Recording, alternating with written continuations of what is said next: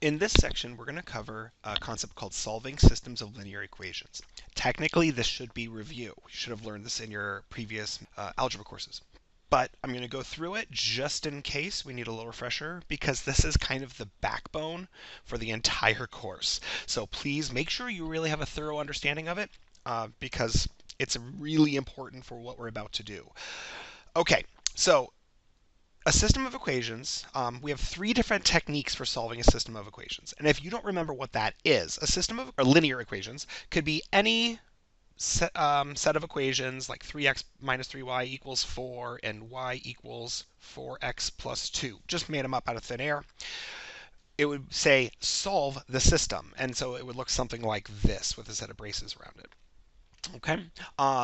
So we have three techniques. We have the elimination technique, which just says arrange your system so they are in the same order. So the x variables are lined up with the x variables, the y variables are lined up with the y's, and the equal sign and the constant term are all lined up. So, and typically we would leave this one alone. We like having the variables on one side. And then for this other equation, I would subtract the 4x over to the other side, so that would give us a negative 4x plus y is equal to 2. Now that they're lined up, the elimination technique says what we're going to do is multiply one or both of our rows by some number, whether it be a decimal, a fraction, or just a nice natural number. You're going to multiply by some number other than 0, because if you multiply by 0, the entire equation will get wiped out. But so you're going to multiply an equation by any value, so that way you have a match. So I'm going to multiply this by negative 3. I'm going to multiply this side by negative 3. Actually, I'm going to do positives because that'll work better for us later. So even though it would be a match, what I'm going to go for is the opposite sign. I'm just going to jump ahead a little bit since this is technically supposed to be a review. So I'm hoping you can follow along with that concept. And if you can't, after one step, hopefully you'll be able to follow along. So if I multiply this entire left-hand side by 3, I'm going to get negative 12x plus 3y, and that's going to be equal to a positive 6. Now, the elimination technique says when we add these together, the goal is that one of our variables will be eliminated. One of our variables will just kind of go away. So what would we be left with? So let's see. Negative 12x plus 3, we're adding the rows. Negative 12x plus 3 makes what? Negative 9x. Negative 3y plus 3y, those add together to make 0. And that's 0y, and that's went away. It became 0. And then we get 10. So this one's gone. So we're just left with negative x equals 10, which therefore now we can solve, which would give us x equals negative 10 ninths. Is it okay that our answer is not a whole number? Is it okay that our answer is a fraction? Absolutely. Okay, we're going to deal with a lot of fractions in here. Very little in the real world is a nice, pretty whole number. We'll try to do a lot of examples in whole numbers in the notes just to make it easier to follow along. So you don't get lost with all the fractions and decimals, but please expect homework and tests to be not pretty. All right, so x equals negative 10 ninths. So now we still can go to figure out y. So what we can do here is take our value for x, and we're going to go back to an equation where we had solved for y, right? Right over here. And what we're going to do is take that and substitute it into the x value. So therefore, I know y is equal to, and here's the x value right there, right? So y is equal to 4 times negative 10 ninths plus 2. So now when I go into here, let's just solve a little bit of algebra. So this is going to give us a negative 40 ninths plus, well, let's get common denominators. So this would be over 9, so this would be what, 18. So now when I add those together, we're going to end up with y equals negative 40 plus 18 would be, I believe, negative 22 ninths. So therefore our answer, if you remember, is an ordered pair. It is not the x and the y individually, but both of them together. And we'll explain that, or we'll see that again in one of our other versions of solving. So this is negative 10, negative 22 ninths. There we go. So there is our answer. That is elimination technique. So what is the big idea in elimination technique? we're going to say first thing you do is get them in the same order. So you're going to line up your x's and your y variables so they're vertically above each other, the equal sign, and then the constant term. Then what are you going to do after that? You are going to multiply by a non-zero scalar. There we go. Multiply by a non-zero scalar.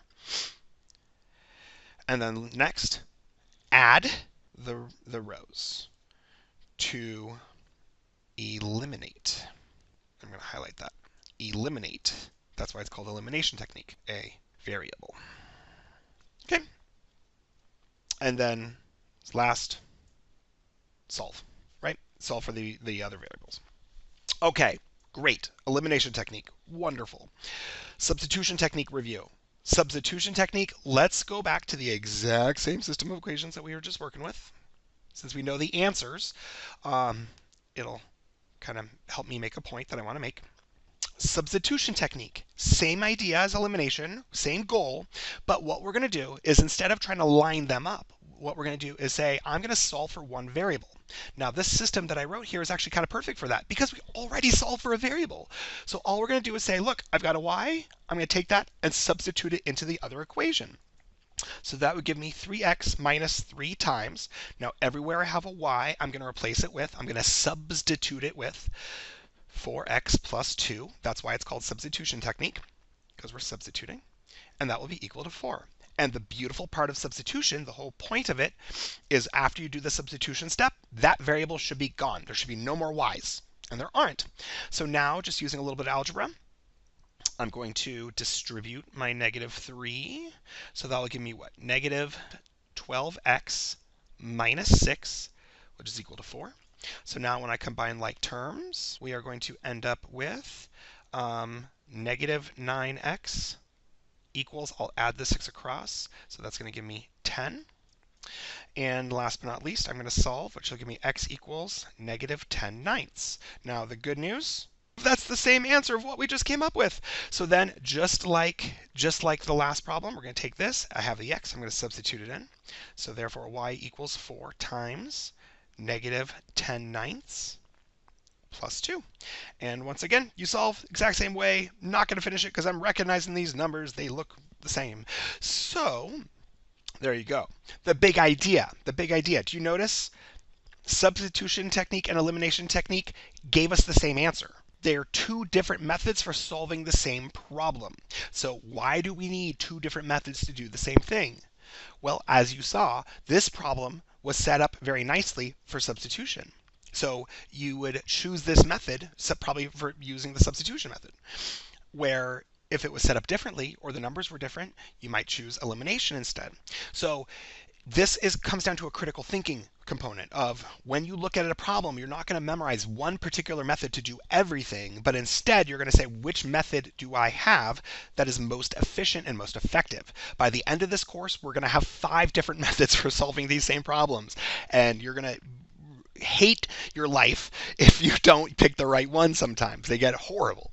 Okay, so substitution technique. What is the idea? Step 1, and this problem already had it done, but you solve for a variable. And it doesn't matter which equation you pick. You could have used the top equation, you could use the bottom equation. They're just written top and bottom arbitrarily. It doesn't matter which one's on top. So you just pick whichever has the easiest variable to solve for. Okay, solve for a variable. Then step 2, sub into the other. That is key. Other equation. You can't substitute it back into yourself. You're not solving a system if you completely avoid the other equation. You have to use both of them or all of them. If there were 3 or 4, you got to use them all. Okay, then last but not least, once you substitute in, solve. Okay. Last but not least, this is the final version of this, which is graphing the equations. Now, we're going to graph a lot in this class, more just to get an idea of what's going on, and then we're going to talk about algebraic ways of solving or other methods of solving, and not being dependent on the graph. Because as your numbers get ugly, or as you move into, instead of a 2-dimension like we're doing right now with just two x and y, two variables, if we had a 3-dimension or a 4-dimension equation or a 5-dimension, graphing's out the window, right? So we're going to start with these easy to graph scenarios so you can visually understand what's going on.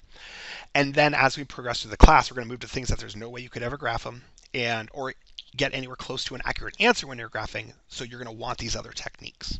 Okay, so graphing, the idea here is what we've got going on is we have two linear equations, right? We have two linear equations. And what we are finding is the x and y value where they are intersecting. This x and this y works for both equations. So if you go back and take these values that we just solved for with the x being -10/9 and the y being whatever it was, if you substitute those values into the first equation, it will equal 4. And if you substitute those values into the other equation, it's going to equal whatever y equaled, right? The x will make the y. So what we're doing is we're saying, I want the solution that makes both linear equations true. And that's the big idea. Okay, so in the next video, that's the big theory. So in the next video, we're just going to go ahead and do some. So we're going to do elimination technique and substitution technique and so on and so forth. All right, we'll see you in the next video.